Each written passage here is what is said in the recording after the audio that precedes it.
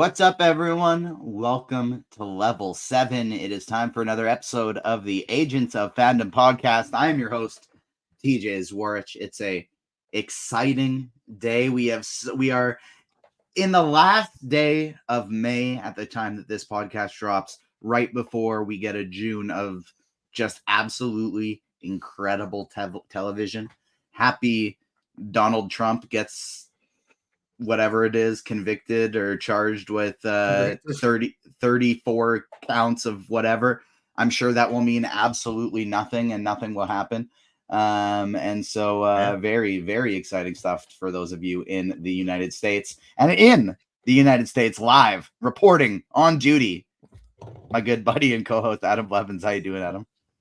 I'm doing good. I definitely won't be, just to get everybody on the same. I definitely will not be reporting on that situation that you were just talking about at all. But no, I'm doing good. I'm tired. Busy. There's a lot going on, and everything's about to get even busier. But as someone who has been less busy or been tired because I wasn't busy in the not so recent future, I would take being tired over because I'm busy every single time, because being bored and tired is a lot harder to kind of get around than being busy and tired. At least for me personally, I'd rather the days go by quicker when I've got stuff to do. So as busy as I am and as busy as everything is, I'm still happy. I'm excited to be here. And joining us as well, we have our fellow agent who is usually busy and tired, and now finally gets a stretch for him in perfect timing. When we get a month with almost no television, he's got his calmest month work-wise in a while, and so he's helping us out to break down the Acolyte. Damon Gray, how you doing, Damon? Doing dandy. How are you doing? I'm tired. New baby life is always taking its toll, and then the other job, doing some fantasy sports stuff, has been busy this week as well, doing some head production stuff. But that also means making a little bit more money. And I'd rather get it done now out of the way. I'd rather have a busy May so that I as well can have a nice, fun, relaxing June. That's You're good. supposed to say something back. I don't know. I thought we were bantering, Damon. I can. I was gonna make a Celtics sweeping joke as well as like a courtroom sweeping joke, and it just kind of went over my head at that moment. Shout out to the Boston Celtics making their way to the NBA Finals, and exciting series in the other one with maybe it'll be concluded at the time this releases. We don't know. Game 5's tonight between Dallas and Denver, and my Oilers tied it up at 2 apiece in the Western Conference Finals in the NHL Stanley Cup playoffs as well. But we're not here to talk about sports. We're here to talk about Star Wars. We're here to talk about the Old Republic, and to help us out, we brought in an expert as Shadow attacks Obi-Wan the dog in the background. PTR, how you doing? I'm doing great, man. It's good to be here. Those 34 counts of whatever did happen will count exactly as much as every book of the High Republic in the Acolyte. So it's beautiful. It's beautiful. Anyone who knows me knows that I'm a THR stan, not the Hollywood Reporter. Nope, that's the wrong one. The High Republic. I'm here for light. I'm here for life. I'm here to bring some kind of expertise of something that genuinely probably won't matter, which is even more fun. I did all this research for no damn reason other than my own selfish entertainment. And I think that's a big win. I'm ready.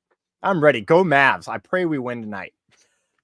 I need that. I just can't have the Celtics winning. It's just, I can't.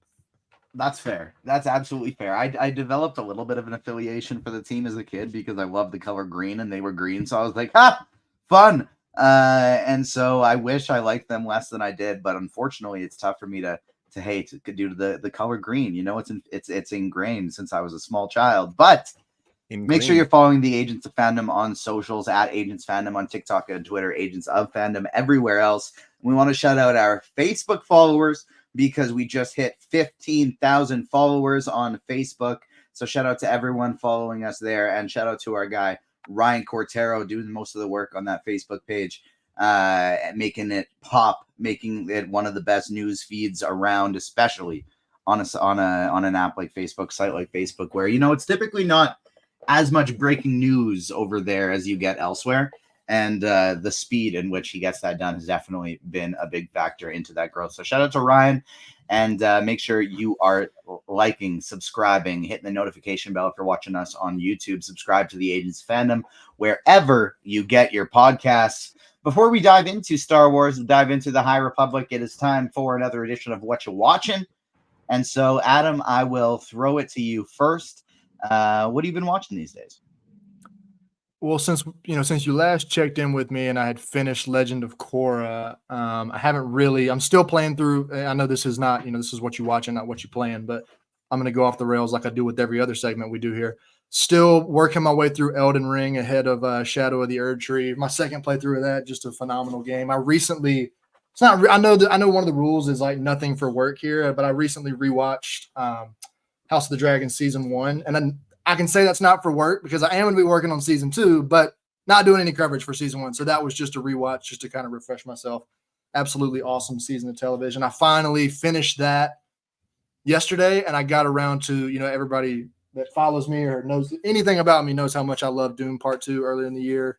And that just came out on Max, I believe, about a week and a half ago. So just yesterday, I finally had a chance to sit down and start that, watch it at home. I haven't finished it yet. I'm about halfway through it, but I got to say it's a little, not even a little, it's quite a dampened experience watching either on your TV or on your phone or like at the gym or anything like that compared to watching it on an IMAX screen. It makes a pretty big difference. That I still a great movie, but it's definitely take something out of it. So that's really it. I'm playing through Elden Ring, but as long as you check in with me for another couple of months, I'll probably be doing that because that game's just absolutely massive. And then finishing up House of the Dragon and watching a little Dune. That's about it. So much coverage going on. As we know, there's not a lot of time to do a lot of things that we just enjoy that aren't also for work. Yeah, my for work one is I got to enjoy a nice episode 3 of My Adventures with Superman coming out this weekend. I think best episode of season 2 so far. And there's only been 3, but really, really enjoyable episode. And then, I haven't been watching anything new. Like I'm always saying, my wife loves a procedural. She's going through Castle with Nathan Fillion right now. That's been on the TV a lot. And I actually had a really funny moment with it because they bring in a witness, a young accomplice. He's 14 years old to one of these murders, or to not a murder, but a robbery that led to a murder. And they bring him into the interrogation room. And it's a young Najee Jeter, probably fresh off of doing The Last of Us and before doing any Spider-Man, sounding young like Miles Morales. Najee, of course, voices Miles Morales in Spider-Man and the Spider-Man Insomniac games. And so it was really funny to see him pop up on the screen. It got me a little bit more invested in that episode. And then we're also starting to rewatch of the Clone Wars, a nice show that we can throw on. It's entertaining, but then if you fall asleep to it, who cares? If you miss a couple episodes of the Clone Wars, who cares? If you miss an important one, you just go back. But Damon, how about you? What have you been watching lately? And then in a little bit of a comic corner tease, what have you been reading? So from a TV point of view, I asked you the other day, I was like, has anyone even know that like Dead Boy Detectives came out? Because I had no idea. Netflix is absolutely horrendous when it comes to just marketing things when they come out for more than a 24-hour period. So I was like, oh, look at that. The Sandman spinoff show. That's hilarious that this is the first Sandman spinoff show that they do is Dead Boy Detectives. It's finally out, so let's watch it. And I enjoyed it. I thought it was a lot of fun. Good times. Episode 3 is by far my favorite episode of that season. And then I saw yesterday that the Umbrella Academy season 4, the final season trailer was coming out, and I was like, oh man, I still got to finish that because that TV show compared to what the comic book is like night and day, nowhere near anything what like the book is.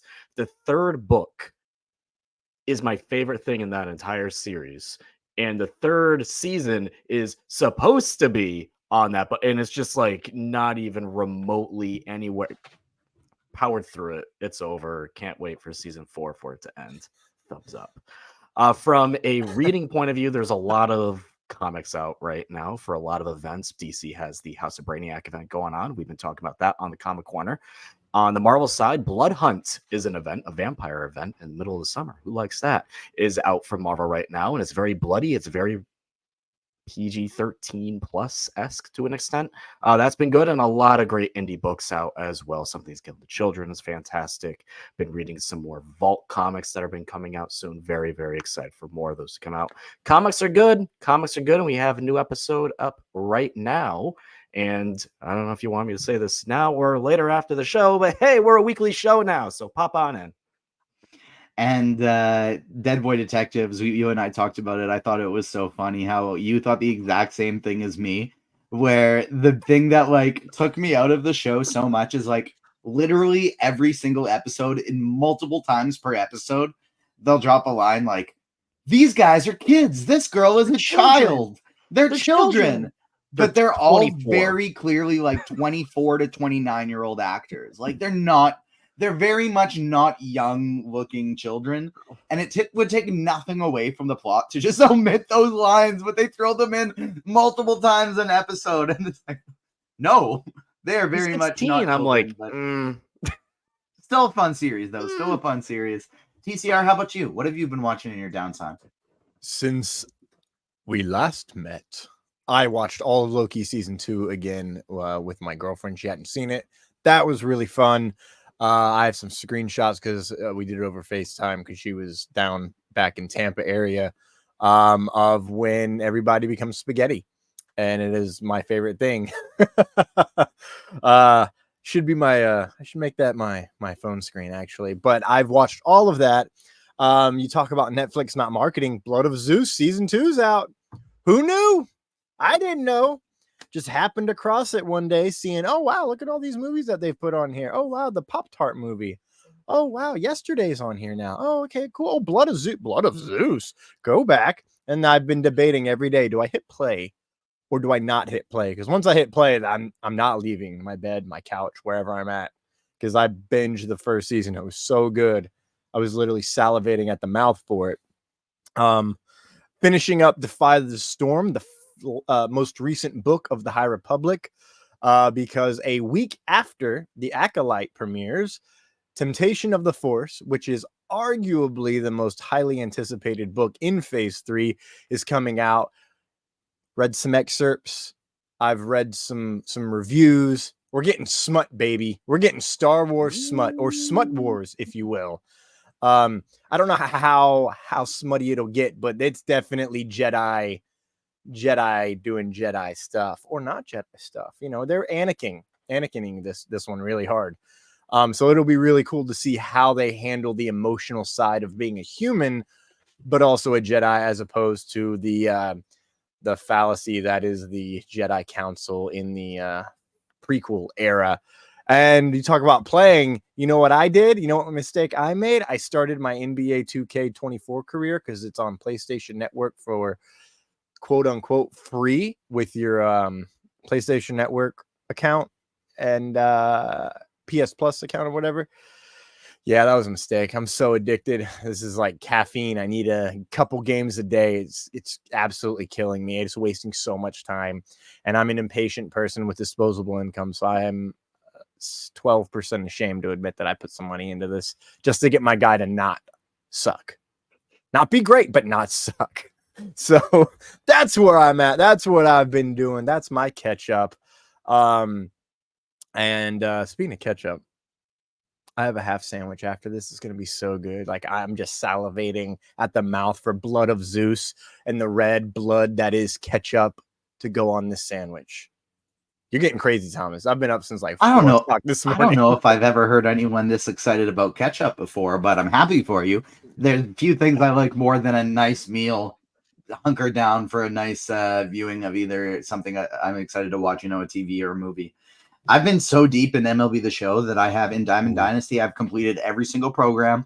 I have completed every single team affinity to 100%. For those that don't know what that means, it means I've basically done everything you can do in the online version of this game. My players are all 99 in every position, and when I started doing online ranked matches, I was 1-11. Because you start out, you're rusty, and you get paired with these people who are just lights out. I am now 37-37 after starting 1-11 in online ranked matches feeling good about that. And I'm about to enter a gaming journey unlike any other. I was telling Adam this pre-show. I had one of my very first big interviews, one of my very first press passes at an expo was actually, I can't remember if this one was Saskatoon or Regina, but I think this was Regina. But I got to interview Roger Clark, the voice of Arthur Morgan in Red Dead Redemption 2. Amazingly nice guy. Gave us a great interview. And I am now going to be beginning, speaking of free games on PS Plus, Thomas, for the very first time, Red Dead Redemption 2. So that's going to be a journey I'm excited to dive into. I'll keep you all updated on the podcast. I never finished that one. But I'm told one of the very best video games of all time. And so I'm excited to dive fully into that one. My goal is to get it done before Star Wars Outlaws comes out. It comes out in 3 months. I'd like to finish the game before then. So that I'm fully ready to dive into Star Wars Outlaws, give my attention to that. But speaking of Star Wars, before we cover the Acolyte, I thought this would be fun to do a little ranking before we dive into things, because the Acolyte is the 6th live action Star Wars television show that's going to be coming to Disney Plus. I was thinking originally I wanted to include some animated shows in here, but with there being exactly 5 live action shows, it just felt easy enough to throw them all in there, even though it would have been much more difficult to compare to the animated shows anyways. But most of these are a fairly limited thing we've seen so far outside of The Mandalorian, so they'll be fairly easy to compare. We have Ahsoka, Andor, The Mandalorian, Obi-Wan Kenobi, and the Book of Boba Fett. So starting at 5, I want us all to give our rankings each individually, like this is my 5th, this is my worst, this is my worst, this is my worst. And then all the way up to 1. We'll just keep them, fairly brief explanations, but I thought that would be fun to rank our top 5 Star Wars television shows in order before we get into the Acolyte. And then we can see how the Acolyte compares to these rankings after the fact. Adam, I'll start with you. Of the 5, which is your least favorite of the series? And I will say least favorite because I don't want to do rankings of like, this is the worst, this is the best. I want to do rankings of like, this is what I like the least versus the most. The Book of Boba Fett, to me, the only 2.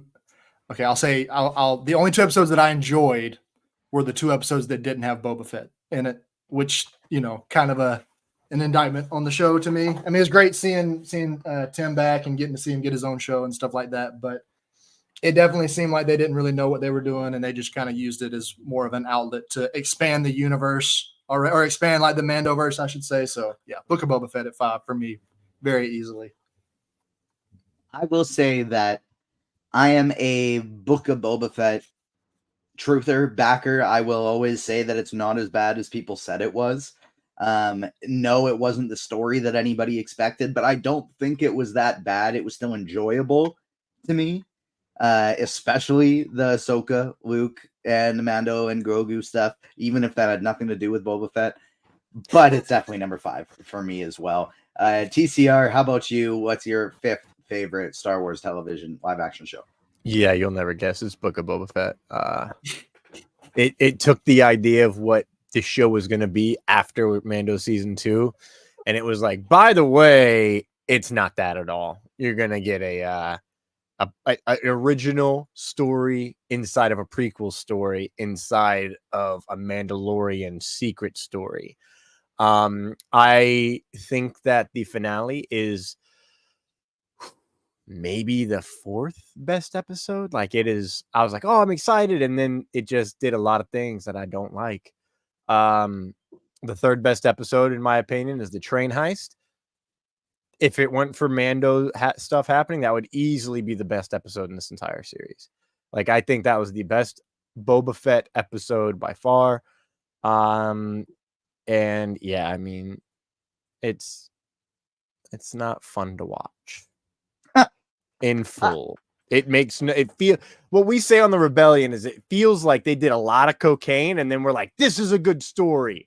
And then they filmed it and they put it out and it's just like a cocaine binge because nothing makes sense at times, but they still have Black Chrysanthemum, so that's a plus. It's funny you say that because that's actually what was going on for the Star Wars original trilogy in the 70s. That's basically what was happening if I'm not mistaken. Damon, I picked you to go last because just in case we happen to get a contrarian spicy take here. Mandalorian season 2.5. Ah, I thought there's a chance you wouldn't have Book of Boba Fett last. Oh, don't you wait. You're gonna get something out of me, I bet. You always will. I'll always try to be that guy. But I can't not put Book of Boba Fett at the very end, right? Like I just can't. It was the most inconsistent out of all these shows that we're about to talk about. And I think that's its biggest gripe. Adam said like his favorite parts were the Mandalorian parts. For me, those are my favorite parts too, which isn't so much a knock against the show because it's still within the show, but it's Boba Fett. It's Book of Boba Fett. If they pitched it as literally Mandalorian season 2.5, then like it is what it is. I will always applaud that show for beginning it, showing how Boba Fett survived with the exact same way to a T that Patton Oswalt, as he's filibustering in Parks and Recreation, says that Boba Fett survived. And he it's if you put the two scenes side by side, it as he's narrating it, it's exactly what is happening in the Book of Boba Fett. And I think that they did that clearly on purpose is so wonderful. And so it'll always have a special place in my heart for that. Number 4, throwing it to you, Adam. Obi-Wan Kenobi is 4 for me. As great as it was to get to see him, come back, to get to see Ewan back in the role after all those years. And I did enjoy the first few episodes a lot, but I've made my gripes with the finale. I've told him enough on this show. I'm not going to go because then if I start, I'm not going to stop, and we're already at 25 minutes, and then we'll be at 35 before it's over. So, yeah, again, Damon, the word you used I can't remember which. Somebody described the Book of Boba Fett as inconsistent, and that to me is the ultimate way to describe Obi-Wan. There's some really, really high highs in the show. There's some moments, some scenes that to this day I still rewatch. I go to YouTube and rewatch. I will never sit down and rewatch that show from start to finish. Just because I think there's a lot, even though I do there's some really cool moments, I have no interest in sitting down and watching that show because some of the lows to me are just like, I know I'm not going to make it through. So Obi-Wan Kenobi's at 4 for me. This feels really, really weird to say, but I'm actually going to go with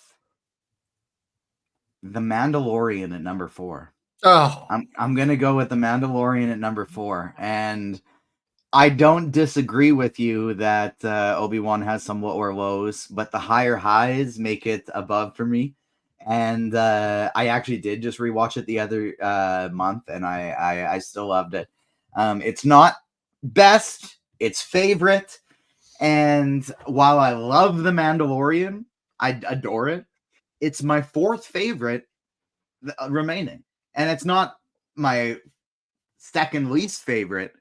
It's my 4th favorite. I love it. I understand those are the same things, but this is a project that I love. But I actually think it's 4 for me. TCR, what do you got at number 4? I also have Obi-Wan Kenobi. It should have been a movie. Hashtag David Thompson was right. Hashtag I hate myself. Hashtag. I don't disagree with that. I think it would have been maybe better as a movie. And I actually think it probably would have been a really big box office draw too, bringing Ewan McGregor back as Obi-Wan Kenobi. So, and Hayden Christensen. So, I love what you mean. I don't disagree with you. I think it probably would have been better served as a movie. Damon, what do you got it for? This is about favorites. I knew best. this was coming. I knew this was coming. This is about my personal enjoyment of a show, not the highest quality of a show. If we're doing that ranking, this is a completely different list. Andor is incredible. as a quality television show, I could, if I told you I was not bored at sometimes, I'd be lying to you. But that's just my personal tastes. And Andor, again, amazing quality show, great writing, my fourth favorite live action Star Wars show. For number 3, I'm gonna skip ahead of Adam and give my third because it's Andor for basically the exact same reason as Damon said. I think this is the highest quality. I think this is the best Star Wars show, but for me, it is third. The One Way Out stuff with Andy Serkis, the second half of this series, to me had me gripped and on the edge of my seat the whole time, and I love. But it was a bit of a slow starter for me. And that is why I have it 3 for my personal enjoyment. But I agree with Damon; it's also probably the best one. Adam, what do you got at 3? So, when you told me we were doing it, like for me, 1, 2, and 3 are all. There's a big jump up for me from 4 to 5. I love all the rest of the shows that are on my list, but Ahsoka is at 3 for me, and I love, like, I hate putting it at 3 with it just being in the middle, because it's saying that it's in the middle tier of my favorite Star Wars shows sounds wrong, but it has to go somewhere. Mid, everybody, he just called it mid. Yeah, you heard it here first. Put it on the clip. Oh, we don't have Ruben's not here. I was about to say clip it. Ahsoka's mid, top to bottom, but no. I love the show, and I don't even really have any. This is like a personal enjoyment thing for me too, because I think if this wasn't personal enjoyment, it would be 2 instead of 3. If this was like pure quality, ratings, because I do think, especially comparing the last seasons, I think it probably could stand up a little bit better to another show on the list. But I don't know. I love the Clone Wars. Like I'm more of a Clone Wars person than a Rebels person, and obviously I love Ahsoka and all that. But it's like I can't even think of a reason to put it at 3. It's just I just didn't love it as much as I love the other 2 properties on this list. That's really all it is. It's still a great show, still a show that I love, but it's just something's got to be 3, so it's going to be Ahsoka. After Book of Boba Fett, it's really splitting hairs. Like, it's so tough to make these decisions, and the margins are very small at what puts one above the other. TCR, what about you? It's The Mandalorian. I was actually debating on switching Kenobi and Mando, but at the end of the day, I think that Mandalorian is more consistent. I feel more consistent while watching it. I don't go as much, which is like, that's enjoyment specifically. So, yeah, it's got to be Mandalorian. Season 3 really just bumped it down. This could have been higher, but season 3 was, I don't want to say mid, but it did not live up to the expectations, the hype, it didn't or stick even the the landing. Season 2. Oh no, it did not. Like, it was like, okay, I give it faith. They give me one more episode in between, cut out something, and give me an episode of extra build up to those final 2 episodes, and I feel a lot better. But I'm like, okay, well, maybe they'll do this, maybe they'll do that. And then the final episode, as fun as it is for action, is just rushed. And not in a fun way. Like, it's not like, oh, what a rush. I mean, except for when we have the Mandos flying and they're just like, yeah, war fight, like air fighting. That was a rush. That was a whole different adrenaline rush. But it's mostly just like, bam, it's speed. Again, not the good kind of speed like the one with Keanu Reeves. It's just boom, right into a wall. Or they destroyed the Darksaber, man. I'm sorry. I'm still pissed about it. Well, see, no, what we need. Oh, see, I should have moved it down now. I'm reminding myself about the damn Darksaber. I do love that Ezra created a new lightsaber in Ahsoka, and it was modeled after Kanan's. That's an absolutely beautiful moment. But I still wanted, as part of like my headcanon of what was going to happen, and I loved this theory so much, was that Sabine was going to give Ezra's lightsaber back to him, and her lightsaber would be a repurposed Darksaber that she would rebuild. She would fix it, because that's what Sabine does. And that would be her new lightsaber as a Mandalorian, as a Jedi, and as just like a fixer, because that's her thing. But we will see. Maybe we'll get some kind of thing. Maybe she'll have 2, like Ahsoka. Like her, oh, wow. Now it can still happen. Now I'm excited. She'll have the Darksaber and Ezra's old saber. But I agree with you. It was super fun to see Grogu bouncing around and doing flips and tricks and fighting in the Mandalorian season finale. But that episode just didn't mesh with the story that it seemed like they were trying to tell, and it felt rushed. Couldn't agree more. Damon, what do you got at 3? So a lot of those points that you talk about with the Mandalorian, I'll bring up in a bit, but I have to put Kenobi in my 3 spot. I put it over Andor just because, like, it gave me my fanboy moments. It gave me the fan service, right? There's a couple times in that series where I'm like in my seat, just like, bouncing and be like, oh my God, we're doing this. We're doing this. And because of that, because of how I am, I had to put that at, like, above Andor for 3. What is a worse decision? Obi-Wan meeting Anakin / Vader for a second time and leaving him alive after winning? Or Roku, knowing his best friend wants to start a genocide and deciding to just not check on him for 25 plus years, deciding to just leave him to his devices? So I think I'll actually have to say Obi-Wan just because it's stuff already happened. That's fair. That's fair. That's fair. I'm going to say Roku. That's the correct take. That's the correct take right there. That's right. I'm going to go Roku because then he just died in a volcano. Like, what a waste. Why didn't you just leave? You evacuated the planet. Who cares about the buildings? You know who would never die in a volcano? Avatar, just leave. You know who would never die in a volcano? Nuktuk. Bolin the lava bender. Nuktuk is better than Avatar Roku. It's true. It's true. It's true. I mean, no lies, we're told. I will say Aang would have fled and saved the people, and Korra probably would have just found a way to demolish the entire volcano and somehow bend it into the water and keep everybody safe. And no one would have to deal with that problem again. That's how I'd view it. But Adam, what do you got ranked at number 2? Dude, this is so tough because these are, like, favorite wise, these are very clearly 1A and 1B for me, and I am actually switching my answer at the last moment because I've had something. Andor is 2 for me, even though I think it's far and away the best. Like, if you're just judging them strictly on quality, I don't even, not even just one of the best Star Wars shows ever. I think it's one of the best television shows, top to bottom, like seasons of television, if you want to say ever produced. Like, it's nearly perfect start to finish. I mean, I think it was nominated for 8 or 9 Emmys, something like that. And not just a lot of the typical Star Wars or Marvel stuff that's like special effects, costumes, all these kinds of things. Like, it was nominated for directing and writing and things like that, if I'm not mistaken.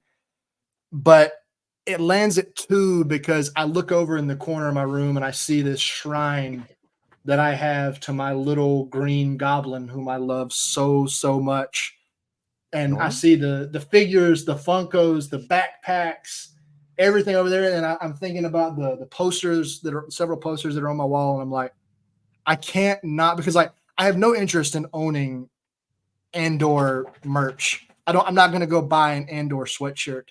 I have a Grogu t-shirt. I have a Grogu sweatshirt. I have all this other Grogu stuff we're talking about.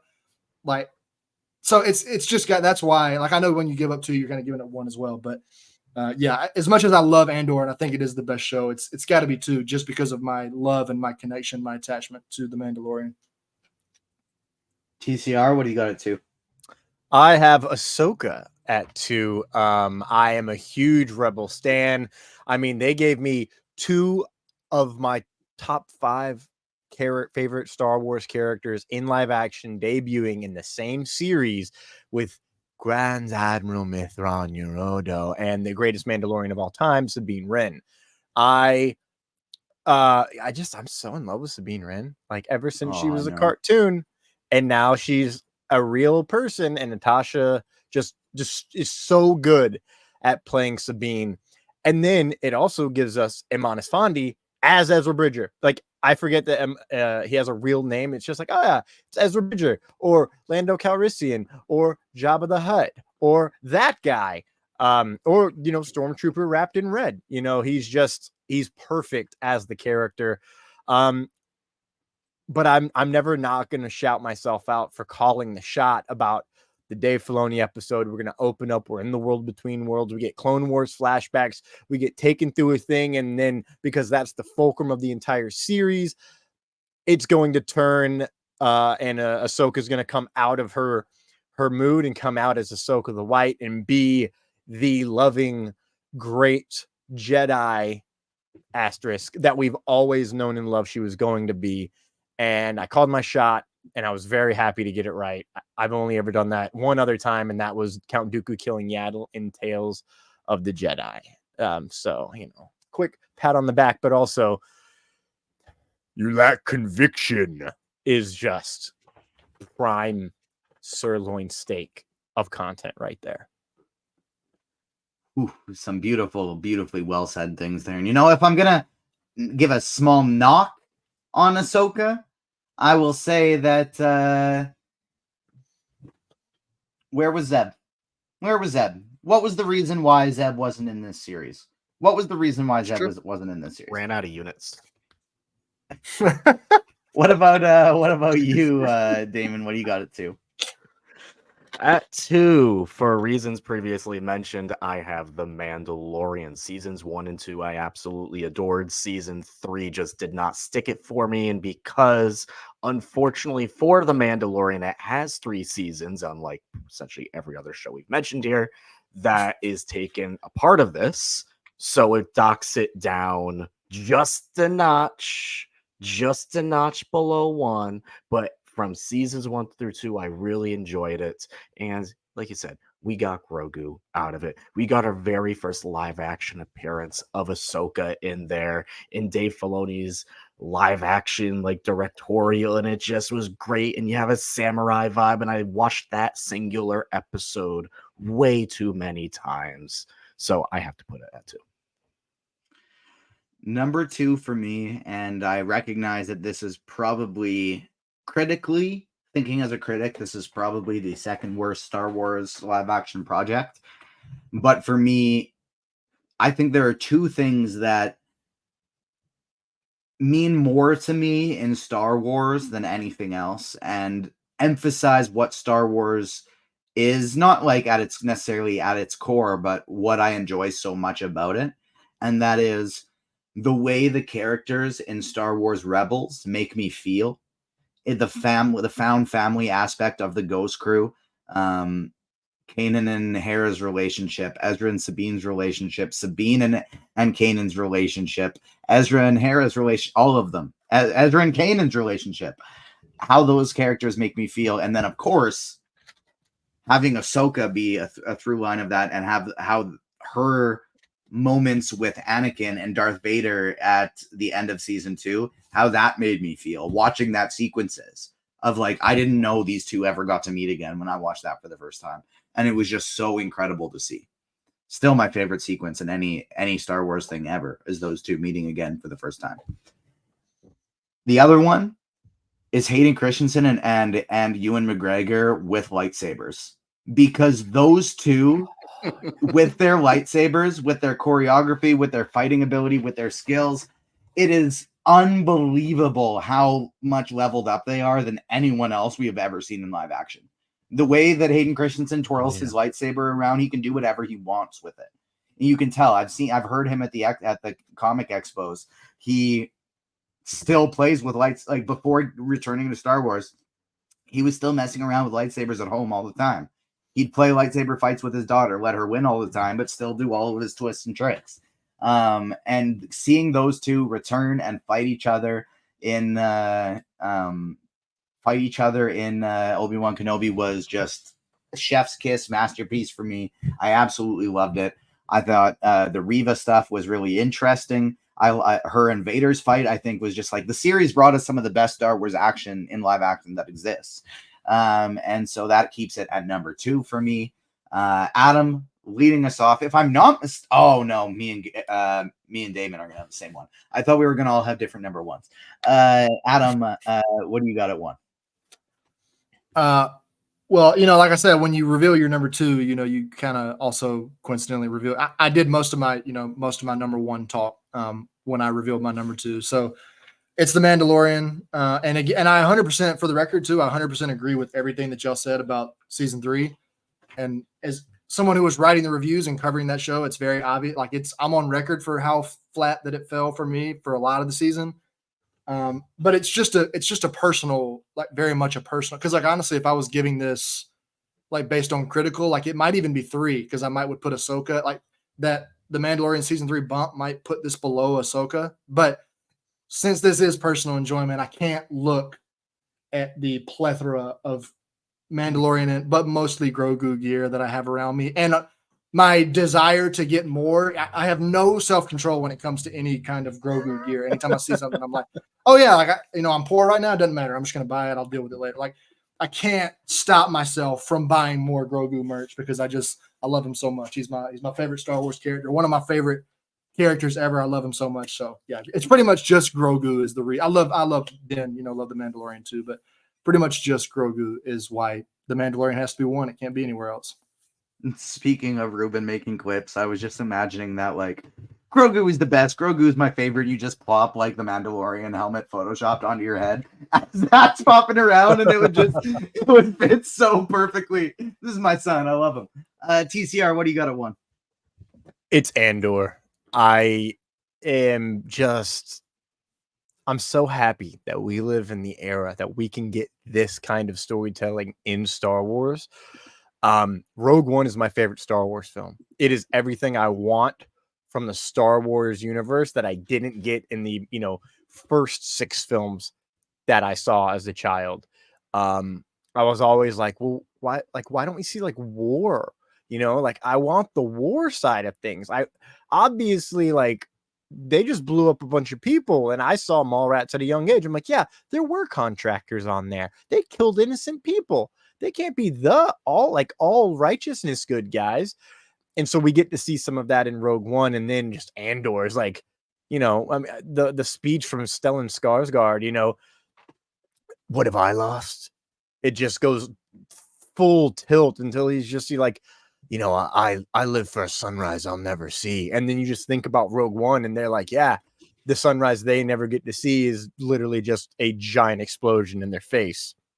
The characters, the way that they are able to make me care about characters that you see for only 3 episodes, but I care about them as much as characters I've known for years, and then they're killed off and you're just like, no.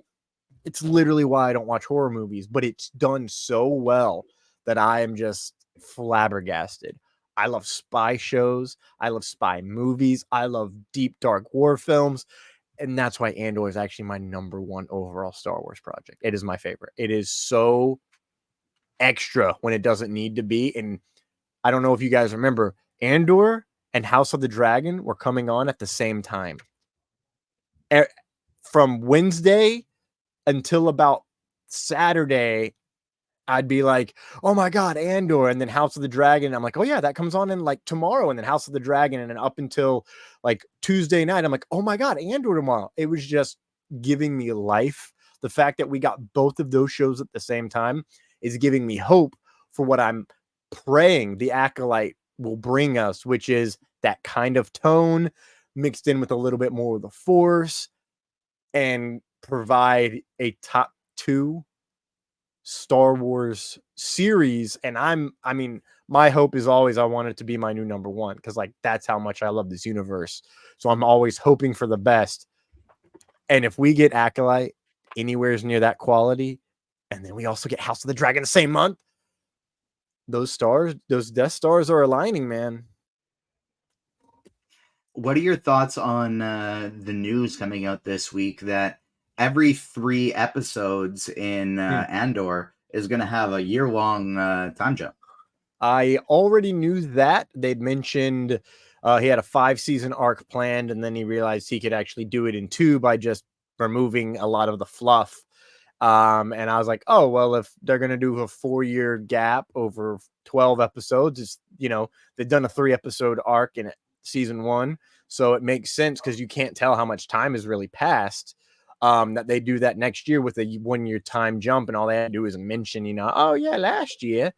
I think it's really, I'm excited because It brings an anthology energy similar to the Clone Wars, while also bringing the serialized, I think that's right, or the episodic, one of those two. I always get them mixed up, but we've got, this 1 year story here, this 1 year story here, but there's a small thread going through it all, which is exactly what season 1 did, just in a single year as opposed to spread out. And it allows us to have larger character growth for all of the characters.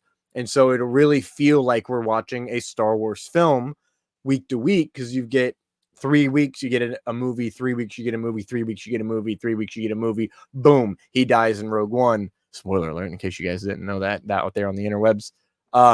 So I really enjoy the idea, and if they pull it off, could be the greatest thing ever. If they fail, it could be the worst thing ever. So, balanced as all things should be. Damon, what do you got at number 1?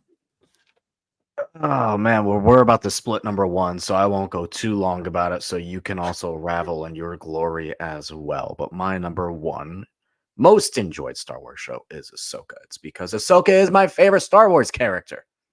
Do I need to go on further? This was always going to be my number 1, even if the show was awful. Well, maybe not the show was awful, but even if the show is just okay, it was always going to be my number 1. And of course, it delivers with a sequence in an episode that we've all been kind of like hoping to see, which is Ahsoka in the World Between Worlds, seeing Anakin and going through all of that, right? It's fan service, but it also makes sense for the story and for the character. It just worked. And those are the moments that me as a fan of any franchise live for. It's stuff that you are on the edge of your seat. You're like, oh my God, they're doing this. This is everything and this is happening too, right? Like you get excited within the moment. To me, that was Ahsoka from start to finish. We had amazing performances throughout, great villains, great teases on where things could go. We have a galaxy outside the galaxy that we could do whatever with an animated show or whatever down the road if they wanted to, right? There's so many things within that show that I just really, really enjoyed. Rank these 3: live action Avatar: The Last Airbender, Hawkeye, and Ahsoka. Oh, Hawkeye in terms of won. your personal enjoyment. Hawkeye won. Ahsoka 2, Natla 3. That was easy. All right. That is basically what I thought we were going to hit, but I figured I'd check just in case there was any surprises. I want to see how close Ahsoka was to Hawkeye. But it's Ahsoka number 1 for me as well. My favorite character is Ahsoka. My second favorite character is Sabine Wren. My third favorite character is a tie between Harrison Dula and Ezra Bridger. So getting to see this in live action was absolutely incredible. My literal only 2 qualms are no Zeb, and 1, I would like to see, and I don't even think this is necessarily just a Rosario Dawson thing, but certain action stuff with Ahsoka, I would just like to be a little quicker. I think that could be something that is even just sped up in post-production. But just Ahsoka is such a speedy, quick character in animation. I would like to see that aspect of her amped up a little bit in her action sequences. But that is such a minor thing. I love this show so wildly much. It was so great to see Hayden back as Anakin. Ariana Greenblatt is a perfect young Ahsoka, literal perfect. And then getting to see the Rebel Squad. Amon Esfandi is Ezra Bridger. He plays it perfectly. And then getting to meet him in real life, that's him. He's excited about anything. He's a jokester. He messes around. He loves his fans. He cares about people. And then hearing him talk about prepping for this role, he was trying to spiritually manifest it. He was spending most of his time meditating in prep for this role, and already loved the character and knew the character so in depth that the only added prep he had to do was martial arts training. This guy's Ezra Bridger. Those are kind of the 2 sides to Ezra Bridger right there. And so this show is a dream come true, and it's absolutely number 1 for me as well.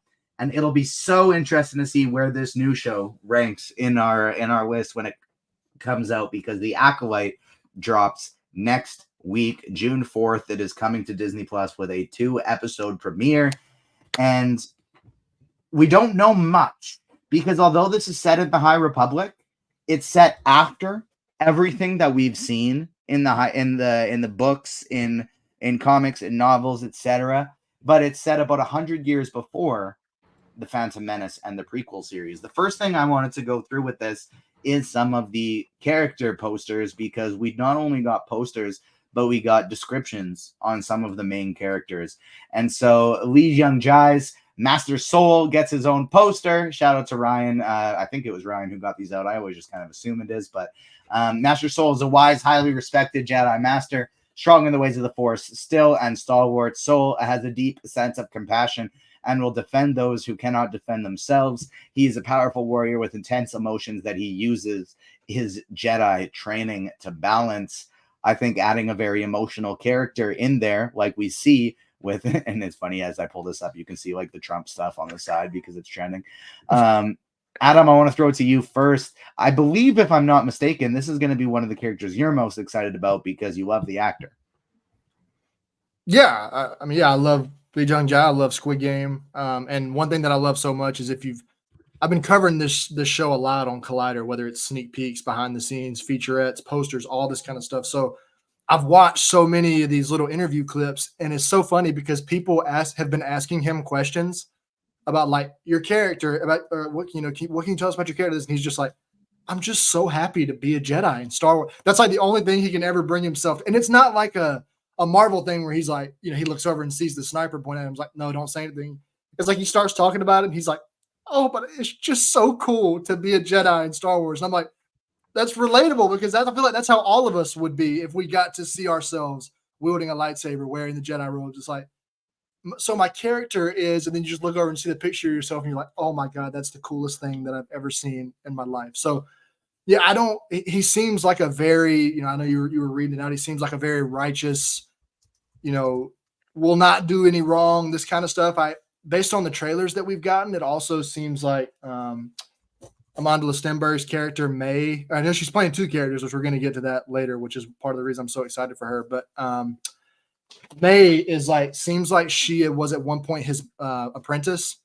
So it feels like, as much as we love the Jedi, they're also really bad for fucking things up and causing, the downfall of causing their own downfall, I should say. So I think we're going to get some of that with him, that as much as I love him, I feel like his unwavering righteousness will probably end up causing some problems. But I hope that's not the case because I love Lee Jung Jae. So I want to get to see him just be awesome throughout the whole series and never do anything wrong. But because he's a Jedi, we pretty much never get to see that. And I expect him to be doing things wrong. Carrie Ann Moss is Master Indira, another character with her own poster, heavily featured throughout the trailers. Master Indira is a Jedi Master of great physical and mental skill. She has exacting control of her Force abilities, exuding a sense of command and authority with just her presence. Though she does not seek combat, she is skilled enough to engage on her own terms.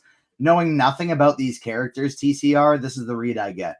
Soul, Yoda-esque, very compassionate, very centered with the Force. The emotional aspects doesn't really line up with Yoda, but Indara, very forceful, very powerful, very authoritative, maybe more Windu-esque. That's I like that analogy. It's really good. Let's see if she loses her hand and gets tossed out of a window. I doubt it. I will say at the Phantom Menace re-release, her fight, which as I'm understanding is actually the opening of episode 1, I think, that we've seen in the trailers. It is amazing. And reading that, I'm like, yes, that is exactly how she fights. Good old buddy, your Canadian colleague, Klein Felt, he hates everything he's seen of the action. He says it looks too choreographed, and it just doesn't feel right. And he often points at this scene, and I'm like, you know what it tells me watching that scene versus some of the other stuff in the trailers is she can't be caught by surprise. She's so ready. I feel like she doesn't seek combat, but she's probably the most skilled combatant, whether it be lightsaber, Force use, considering that she has exacting control over her Force abilities. I mean, like you might say that she's borderline a bad guy, right? She could be a Sith. I can seize it. It feels like a character that if she wanted to would be able to whip out some lightning. Yeah. Oh, 100%. I could see that. She's got the face. She's got the. For an audio listener, I was just staring dead into the camera. I remember right in the middle. This is a audio medium at times. Shout out to those who are listening to us on the podcast feed. Leave us 5-star review, subscribe wherever you get your pods, and hit the like button on YouTube as well. Thank you for setting that up, TTR, so I could get an extra one of those in. This one's interesting, Damon. You got the lottery ticket thrown into you for this one because we get Amanda Stenberg as May, a mysterious young woman with a tragic past. May gets swept up into a sinister, mysterious mystery, one that puts her in the center of a conflict in unexpected ways. She is determined to exact vengeance on those who have wronged her, and little can stop May in her quest. What is your take on what this character is going to be? Is this going to be an antagonist? Is this going to be a protagonist, as the Jedis are more of antagonists, more of a systemic issue here? Well, how do you see this going, David? I don't know, man. The second you put vengeance and determined to get back on people who wronged her doesn't necessarily sound like protagonist material here. I could be proven wrong, but At the when end you of the have like day, this look, at the end of the day, like are a shadowy Sokka figure and go ahead. Katara not just trying to get vengeance on the Water Tribe? Okay, I mean, You're muted, Adam. sure. I will say this. This character poster of her has a nice hood over her in a very aggressive stance, ready. Like, I don't know. You look at this and you're like, that does this scream protagonist to you, TJ? They're trying to throw us off, maybe. I don't know. It could be anything. We thought Reva was going to be an antagonist in Obi-Wan. She's a protagonist. Kind of. She ends that way. She ends as a protagonist. We thought Thanos was going to be an antagonist. He's the protagonist. But the thing about May, or about Amanda Stenberg, is she's playing two characters. She's playing May and she's playing Osha. I'm not exactly sure about the other one. And I'm like, rumor. okay, is that a Sith? Yeah. Is that a Sith? Man. Is one of them a Sith name? Is May her former Jedi name? Is she?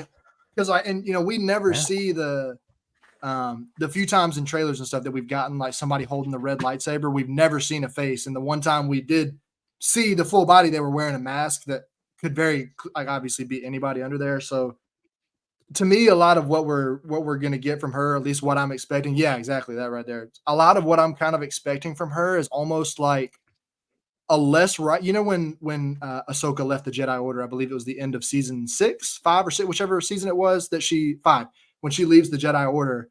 I feel like we're going to get a version like that from May, where whatever happened, that now she's kind of on the run. Cause they talk about in the trailers, they're like accusing her of murdering Jedi. And she's like, I didn't do it. So I think she's going to be on the run from that, but maybe not be as righteous and strong willed as Ahsoka to not get pulled into the darkness. Maybe she is this version of Ahsoka that kind of succumb to whatever Sith Lord that we're going to see in the show. Is kind of what I feel like we could potentially see here. I'll say this.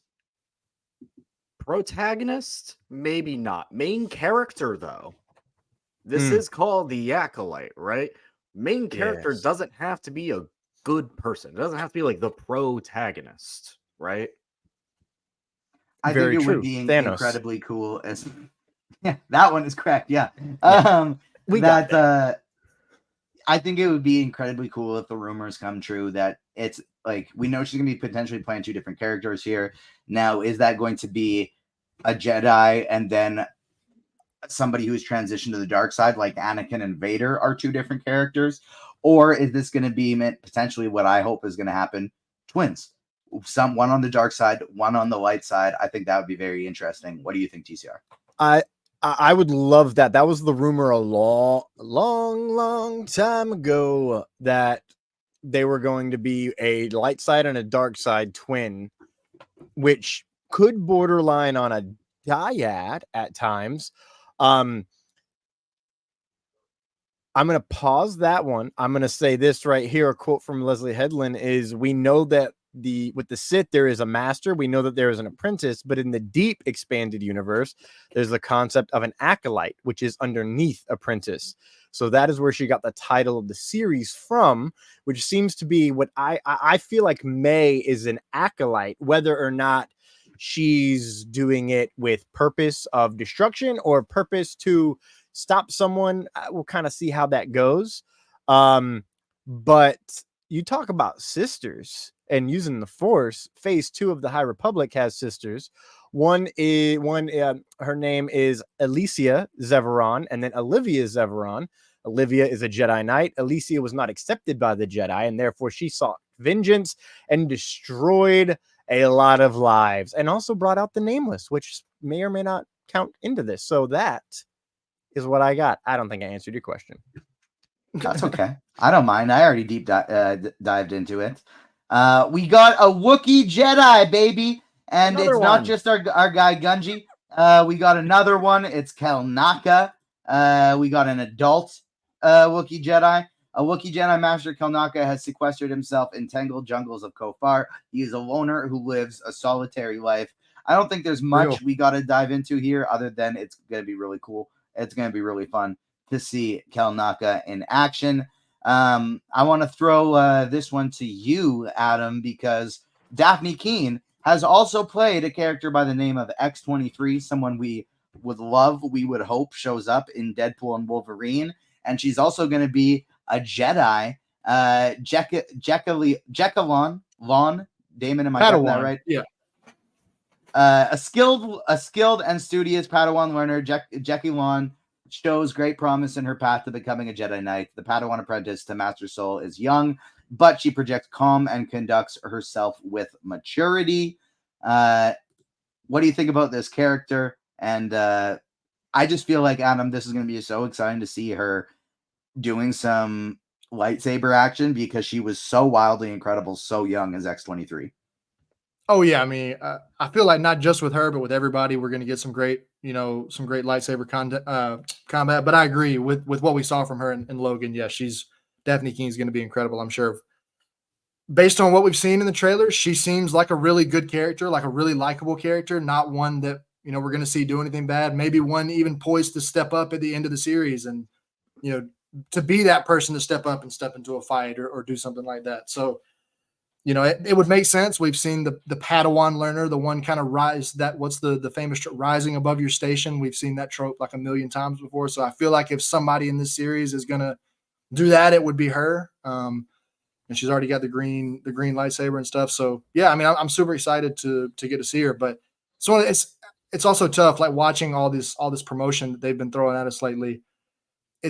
I wonder how much of it is a red hair. Like if I'm going to look back after watching the show and be like, wow, everything that I thought about every character was completely wrong. I feel like that's a possibility because this is so far out of anything that we've seen. So, but I don't know.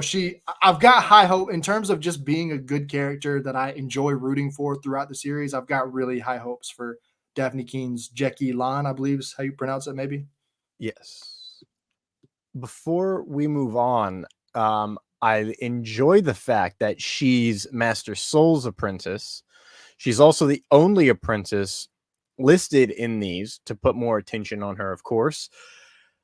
And there's the rumor that May might actually be I've seen it in a bunch of different places, including official stuff, that she has a specific relationship with Master Soul, or maybe it's Master Soul has a specific relationship with someone, and it's obviously looking like it'll be May. From the original trailer, it's like, what do you see? Fire. That's got to be May or her sister, whatever it may be. But it's going to be fun to watch. Like, I'm trying to think of I don't think we've ever seen it. Oh yeah, we have.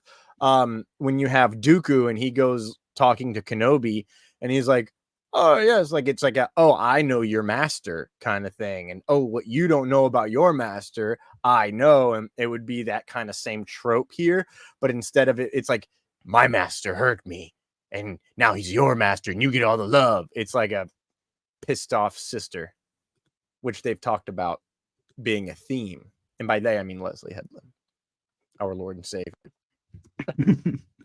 I like that potential connection there. I think that makes a lot of sense. There is one more character I want to feature that didn't get their own character poster, but it's somebody that has been actively maybe they don't even feature them at all on the Twitter account. We're talking about TCR, tell me about the Yep. lightsaber whip, because apparently this character is going to be awesome.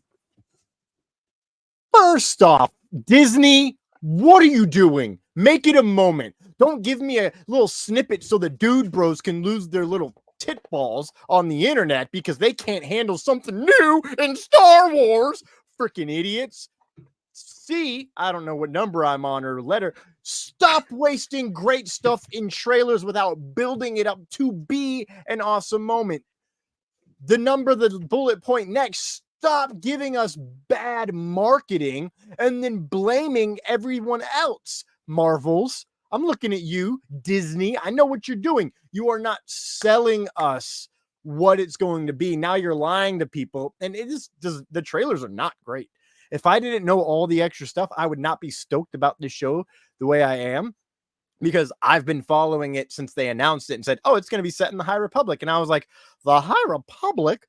What is that? And that was before the books had dropped. So once the books dropped, I was like, oh, yeah, inject this directly into my brain vein. But back to your question, the lightsaber whip, it's going to be pretty freaking cool, overall. And Vernestra Rowe is one thing that I love. Don't worry, I pulled the stuff from what they did. Prodigy, Master, Elder, call her whatever you like, as long as it's not Vern. She was a Jedi Knight at the age of 15 years old. She was destined to be a wise master, but her master died on Starlight Beacon at the fall of it. She was merely 17 years old. You fast forward a year later, she's 18, and she's emotionally not the same human being. She lived in the times before the fear and the dark side broke through the bubble. Asterisk, I'm pulling from the Darth Plagueis book right now, and the language burst through the bubble that was built up like the Islamare would build up to defend and reject and push back against the Force. It's almost like those of us who lived before 9/11 in the United States. We remember the times before, and now we're stuck in the dark times after. She is over 100 years old in this series. And, in terms of what that's done to her, how is it going to be working within the galaxy? We don't know shit. And I think that is very fun. A quick quote from Leslie Headland is she has gone from a fun adventure-seeking character in the books to a little bit closer to the type of Jedi that we see in the Phantom Menace. How unfortunate. Interesting Thanks, to Yoda. see the parallels, though, with she was knighted at 15, Anakin was knighted at 19. They're both prodigies. Their masters both died, but she didn't succumb to the dark side. And so I think that's kind of like interesting parallels there between their two characters. Damon, feel free to elaborate on that character if you like. I know this is one of the characters that, if I'm not mistaken, has actually appeared in some High Republic lore before. Comic books.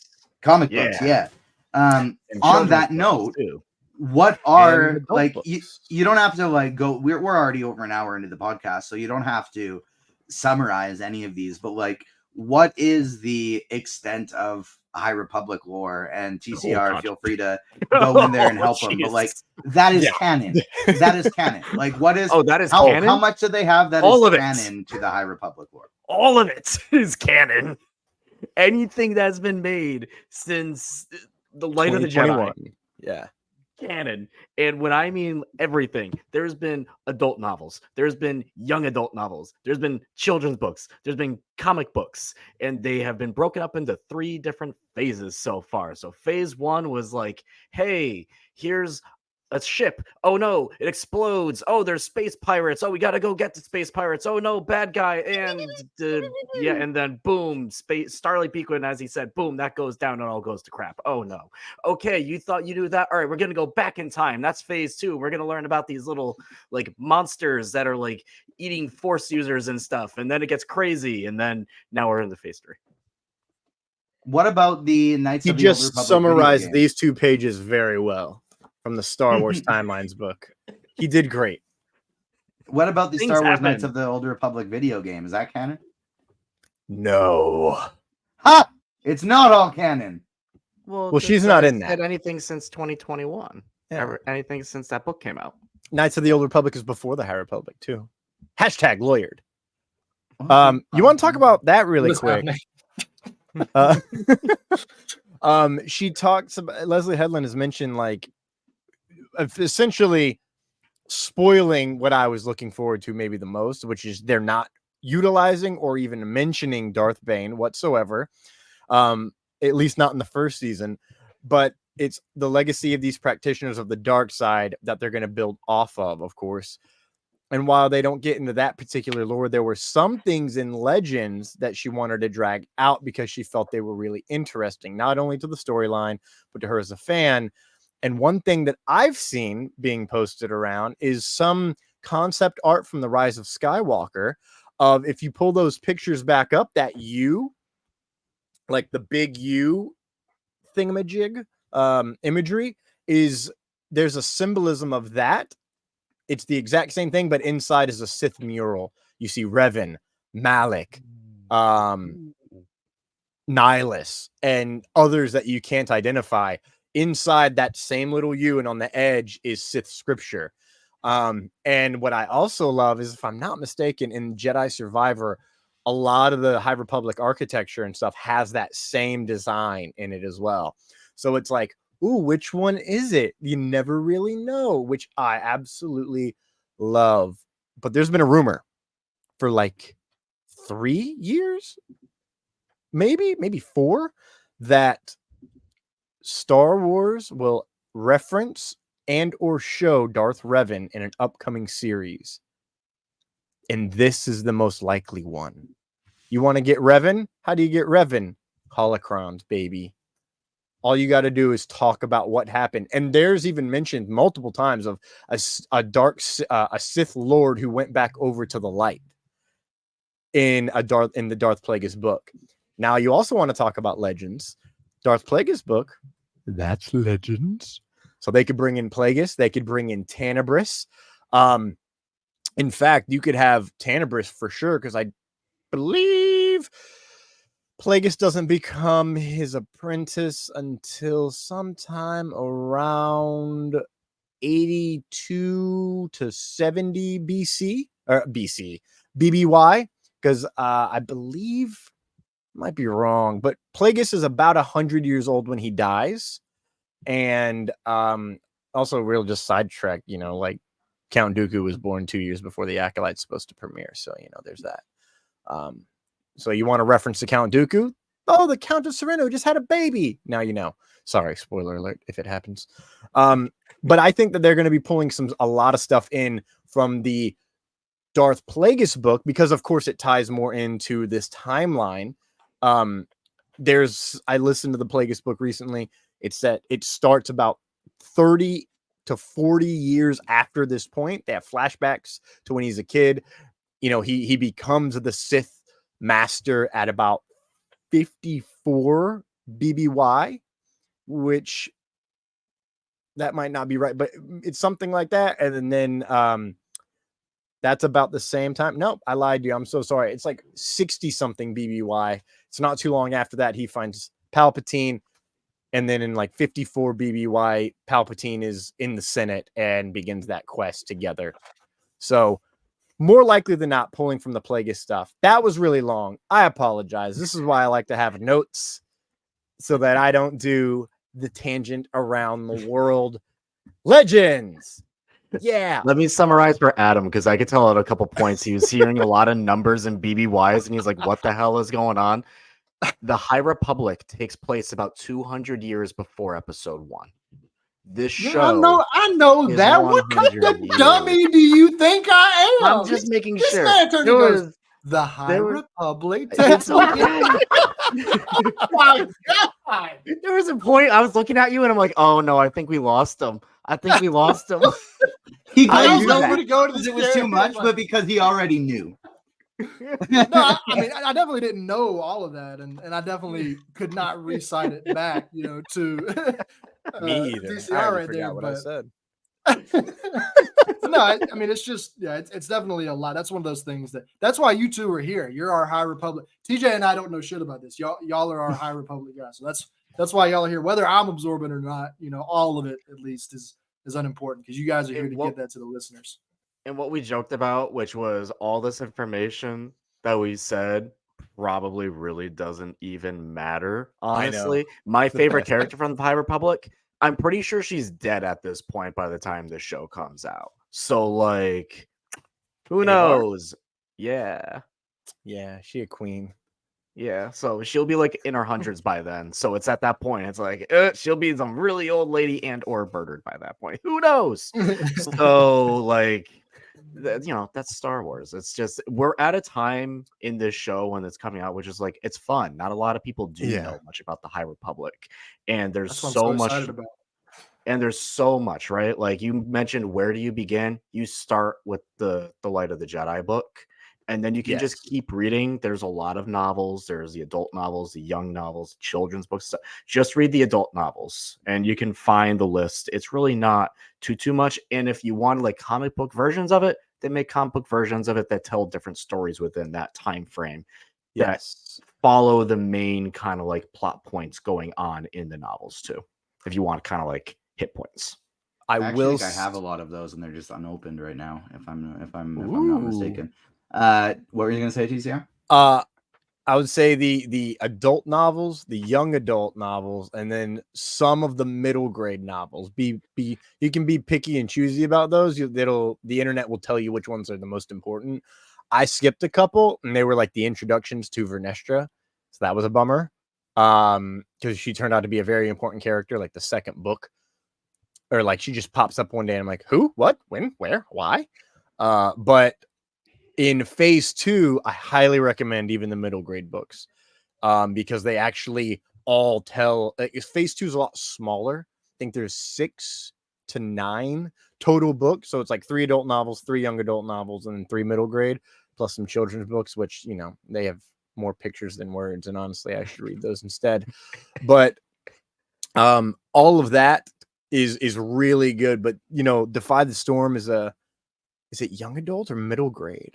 No. Escape from Valo is a middle grade book that just came out in phase 3 and is actually one of my favorite books that's come out in a long time, because it immediately enraptures you into the characters, and it's about teenagers. It's a straight up coming of age tale behind enemy lines. It's like the Goonies mixed with Stand By Me mixed with Saving Private Ryan. That's an interesting combo. Final question. That's kind of related to not really final question, but this is sort of moving on to the next aspect. Who are some characters that we know the general public is aware of that could pop into this series? Do you want them to appear, and do you think they will? So 2 separate questions. Feel free to elaborate, but you don't have to. Starting with Adam, I'll go with you. Yoda.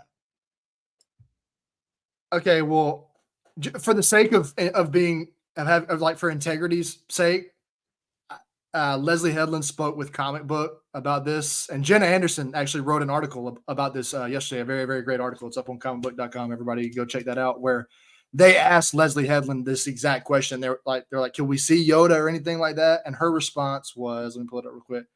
Can you imagine? Yeah, she was like, can you imagine if they were just like, no problem, you can use Yoda, not a big deal, go for it. No, that was not it. We are pulling characters from the High Republic and characters from the expanded universe, but that is it. So I know I just put a damper on your question there, but I didn't want all of it. We can't speculate on all that kind of stuff when we know that it's not going to happen. So Adam, Yoda specifically, that's fine. Yoda, we can nix Yoda, but that would be the only one that I actually have here that would fit. So next up, do you think we catch reference of Darth Plagueis? I do, and it's funny because when we first talked about this, was it TCR, was it you or was it Klein who was here when we talked about this? And I was like, I don't think that's the case. And now I'm convinced that we have to at least get a reference to him. It seems like based on the little bit of, admittedly very small amount of research that I've done and where, this takes place on the timeline and stuff with him, it seems like it would be really like a strange choice to just be like, no, we're not doing Plagueis. This is this other unnamed Sith Lord. Because then everybody's like, well, wait, what's like, we know Plagueis is around at this point, or like stuff's going on with him. So why? So it just seems like it would be almost like unnecessarily complicated to just have it be an all original. Because we know like part of the premise of the show, like in the synopsis, is like the Jedi will fall and the Sith will rise. That's like part of this selling point of the show. So it seems like he has to. I definitely feel and because that's also not, we've never seen Darth Plagueis show up, and like I don't feel like ruling that, like it's impossible to rule that out because he's never been in anything before. So that seems like if there was going to be a place for them to do it, I feel like it has to be here. Damon, what about you? To me, I'd say yes, just because what the show is about from a topic point of view and where I know, like where we know we're going, right?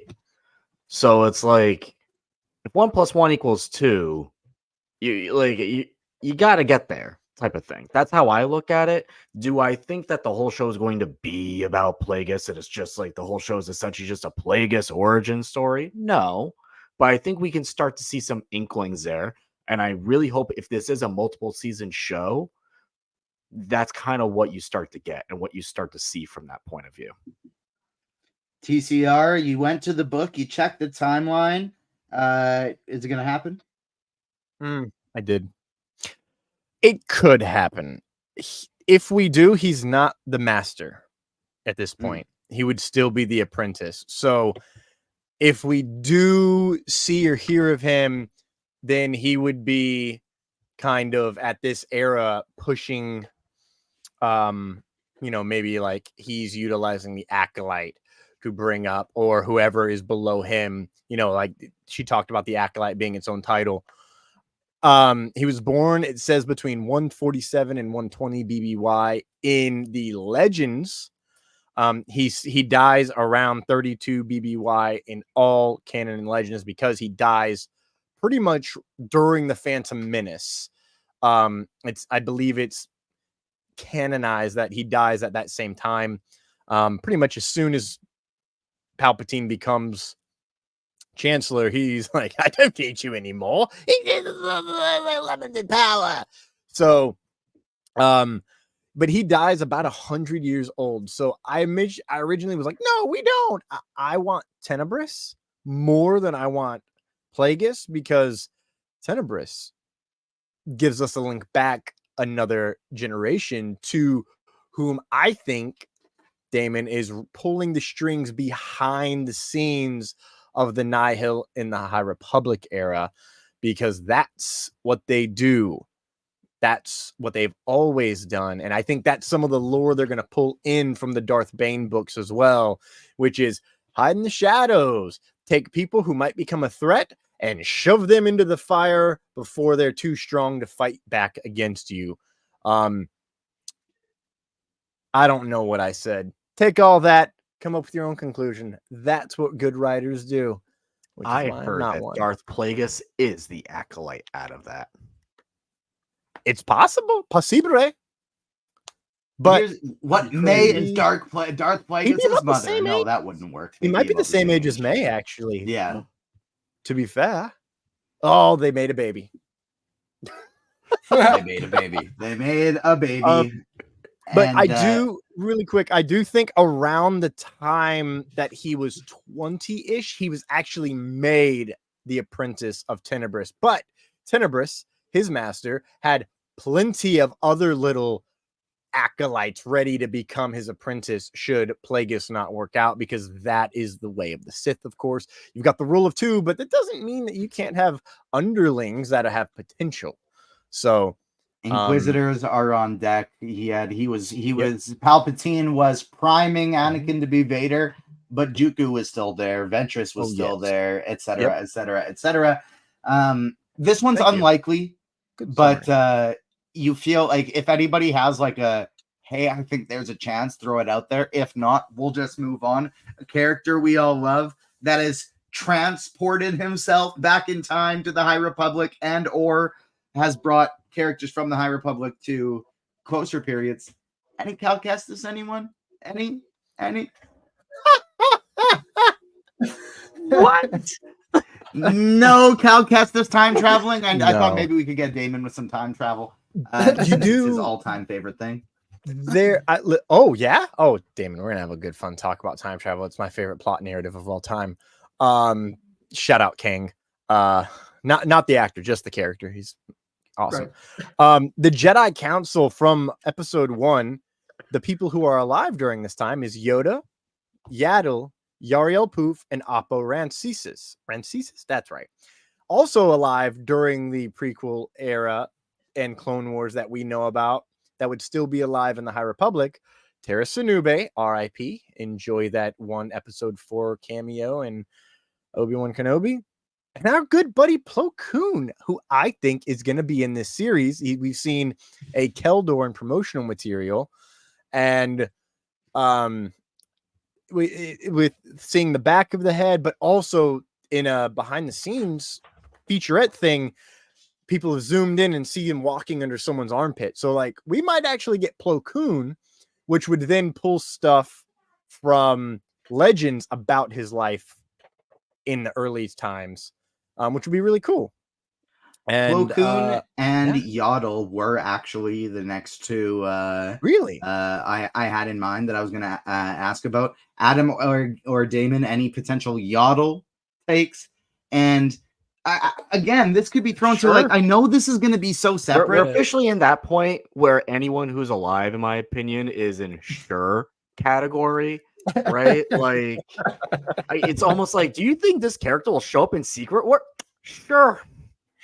Right? Are they game? Are they alive? Is there no crazy time travel mechanic that needs to get them to go there, TJ? No? Great. It's on the table. Okay, fine. Here's something.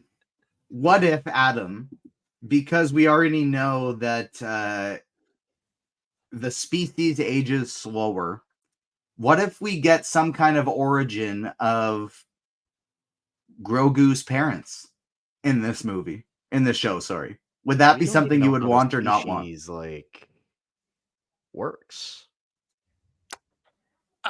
No, I don't have any interest in a Grogu parents origin story because that's not what I want from this show. This is the first time ever in live action Star Wars history ever that we're stepping out of these confines that have shackled the franchise for so long. I want this to be something. I don't want episode 2 to be like, hey, here's Yoda and hey, here's Grogu's parents. And we like all this crazy. I just want this to, and I'm not saying this directed towards you, like, because these are great questions that you're asking. That's not at all what I'm saying, but I just want all of this to be a brand, because that to me is what it felt like Andor was. Like, obviously we knew Cassie and Andor from Rogue One, but that just felt like everything was. And I know we went to some new familiar planets and did some other things like that, but I want something like this that I'm not constantly being spammed with reminders that like, oh hey, no, just so you remember, this is the Star Wars that you've been watching your whole life. Don't worry, we're going to take you to Tatooine in episode 3, just so you know for sure we're going to Tatooine. If we go to Tatooine, I'm going to be pissed. Yeah, so like I don't want stuff like that. I just want this to be something new, something original, wholly of its own. And everything that we've heard Leslie Headland and the other creators say about this show seems like that's exactly what their vision for it is, which makes me that much more excited. So to circle back, no, I do not want a Grogu maternal or paternal origin story from the Acolyte. No, I do not. I didn't think you would, but I thought it would be fun to ask you anyways. And I was right. I was absolutely right. So I have no regrets. There is one character I feel very confident as a prediction will appear in this show. I think it'll be a way of connecting them to the other shows that we've seen in this timeline until Damon or TCR tells me no, that doesn't make sense with the years. But I think it does. I'm very confident it does. And this is my bold take. This character will appear. I feel very confidently about it. We will get Hu Yang in the Acolyte. Okay. Come on. Hu Yang's coming in the Acolyte. Damon, you could be a little more excited. He's helping out Ahsoka. He's with her in the show. And so come on. Hu Yang is going to be appearing in the Acolyte. That's my hot take. Mark this down so that when he shows up, I think that's great the Is most that a hot take? possible realistic thing you've said. I haven't heard so anybody far say it though. today. I haven't heard anybody ever bring that up yet. And so I that's mean, why I was how many proud of people are going to myself be like, for thinking that. yeah, Hu Yang, woo? Me, because I Him. just started rewatching Ahsoka, and he was like, in hundreds of years, I've only seen one Jedi with this type of lightsaber mold, Balin Skull, blah, blah, blah.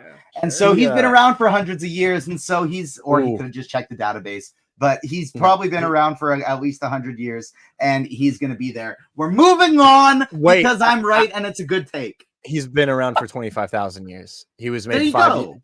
He was made 5 years after the rise of the Jedi Order. Yeah, so So my we'll man's see him in the seen first some Jedi. things. He is That would be cool. old. Whew! Man. That'd be Some cool if we old actually see him in the droid right here. Mangold movie too, and he's just like the Long time connecting ago. line that we see through all of these movies. He's the Wong of the Star Wars universe that just shows up in every single project. As this releases to the public on YouTube, Spotify, Apple, everywhere where you're all, of course, liking and leaving reviews, etc. Adam, you are going to be recording a very exciting interview that we will be dropping soon for a show I know TCR is very excited about. You got your interview with Hot D tomorrow, buddy. How you feeling? A little more nervous as the time gets here, but I feel good. I came up with another, one more good question. I think I've got, if I'm not mistaken, I've got one question. I'm going to be, for those that don't know, I will be interviewing Steve Toussaint, who plays Lord Corlys Velaryon, and then I will also be interviewing Harry Collette, who plays Jacaerys Velaryon, for 10 minutes. So I've got one individual kind of more personal question to ask each of them, and then 4 questions for both of them directly related to the show. I doubt I'll get all 6 questions off in 10 minutes. Hopefully not, because if so, that means they did not like my questions and gave some very short answers. So I hope I don't get through all those questions, but no, I'm more excited than nervous for sure. The nerves are definitely kicking in a little bit because, the last time I did any kind of interview was for Secret. Well, I mean, we interviewed John, Ryan and I interviewed John Paisano. Go check that out on the Agents of Fandom YouTube page. But before that, I did Secret Invasion. I interviewed Ali Salim, and I felt like I didn't really, that was pretty much my first interview ever. I feel like I didn't do that well with it. So I'm eager to prove to everybody else, but also prove to myself that I can do a better job than I did with that. And this is also just a big deal because I'm a huge Game of Thrones fan. And the first season of the show came out around the time when I first joined Agents of Fandom, which I can kind of look back in my life now as like a defining point when I decided to join this team, because it has forever changed my life. And now I do this this is my living. And that wouldn't have happened without the work that I put into Agents of Fandom to get better and stuff. So if you had told me when the first season was coming out that I would be getting to write up, to get paid and as my job to write about it and also get to talk to cast members of the show, I would have just laughed in your face and not believed you. So that's part of why I'm so nervous, because it's one of those things where I'm like, holy shit, what is happening? How is this real? But yeah, I'm very excited. I'm looking forward to it. And yeah, I'm not exactly sure when that'll drop, but yeah, keep an eye out. Steve Toussaint, Lord Corlys Velaryon, and Harry Collette, Jacaerys Velaryon. It's real because of the hard work and preparation and time you have put in, and you have earned every second of it. So congratulations, pal. I'm very excited for that one to drop. We got exciting content on the website right now. A lot of it from, hey, look, Adam Blevins, CJ's Wars. That's kind of fun. My Adventures with Superman, The Sympathizer, Dark Matter, and upcoming we have a very, very exciting week of a month of content. We talked about this summer's content last week for television and movies with Zui Wen from The Sympathizer. And of course, we'll have coverage of The Acolyte, My Adventures with Superman, Dark Matter, House of the Dragon, Rings of Power, The Boys, The Bear, and more coming to the website. You can also check out the brand new episode of Comic Corner that just dropped yesterday at the time that this releases. And next week, we will be covering episode 1 of The Acolyte with technically our fellow agent and good friend Rachel Leishman joining us for episode 1. That'll do it for this week's episode of the Agents of Fandom podcast. We're already over an hour and a half, so I'm zipping us through the outro a little bit. But before we get out of here, TCR, where can people find you on socials? Yes, you can find me on all the social medias at TC Rochester Act, TCROCHESTER A-C-T. I think I spelled all that right. You can also find me over on the Reckless Rebellion podcast every week. You can tweet at us. It'll never be X to me at Reckless Rebels, RECKLESS REBELS. We are recording our primer, I believe, the same day that this episode is dropping. So it's going to be a very busy Friday in your pod feeds with Thomas, Carter Rochester, and Star Wars, aka the Acolyte. So be ready. And I'll also be on the Direct podcast this upcoming Monday doing the same thing. I've been waiting my whole life for this. Big week for TCR, and it is finally here. There's a reason you're making the rounds on these podcasts. It's because you are the best there is at what you do, and what you do is very nice. Unlike Wolverine, you provide great High Republic knowledge for us all, and so we thank you. Damon, you got a brand new Comic Corner account for the people to follow on Twitter, and what do we got for the podcast coming in the next couple weeks? All right, you can follow the Twitter account at Comic Corner Pod, and on the show, we've been doing a lot of reviews, news, and interviews. It's what we do on the Comic Corner. We have a latest review with, Steve Orlando. We just did one there, and we should have a couple more lined up. But next week, we have more good books. We have a lot of number ones from Boom Studios, from Vault, from Marvel, DC, all your heavy hitters. It's myself, TJ, Fat Thor, and AF. We're all three of us for the first time. We'll be on a pod together. I don't know if the internet will be able to handle it, but it's happening. And like Damon mentioned earlier in the show, it's not coming every 2 weeks anymore on the Agents Fandom podcast. It'll now be coming every week because there are so many good comics to cover, and therefore that'll be up on the Agents Fandom feed and YouTube page every single week. Thank you so much for tuning in, everyone. We'll be back next week to cover episode 1 of The Acolyte with Rachel Leachman. On behalf of myself, Adam, TCR, Damon, and all the Agents Fandom, thanks for joining us, everyone. We'll see you next week. Peace. Peace.